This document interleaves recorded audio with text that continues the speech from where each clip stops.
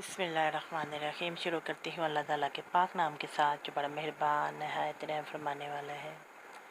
तमाम तारीफ़ अल्लाह के लिए है जो तमाम जहानों का परवरदिगार है। वो अकेला है, उसका कोई शरीक नहीं। वो तो वहदहू ला शरीक है। वो हर चीज़ पर कादिर है। इन्नल्लाह अला कुल्ली शैइन कदीर। अल्लाहुम्मा सल्लि अला मुहम्मदिन व आलिहि व बारिक वसल्लम। दुरूद व सलाम हो आप सल्लल्लाहु अलैहि वसल्लम पर और आप सल्लल्लाहु अलैहि वसल्लम की आल पर। आज हम जिस उन्वान पे बात करेंगे वो है गुस्ल के फ़राइज़।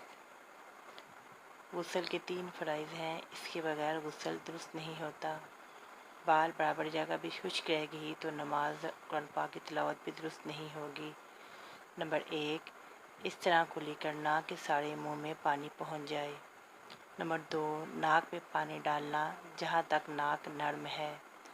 नंबर 3, सारे बदन पर पानी पहुँचाना ताकि कोई जगह जिस्म की खुश्क ना रहे। नोट, नाक के अंदर जो मैल नाक के लाभ से जम जाता है इसको छुड़ाकर इसके नीचे की सतह धोना वाजिब है।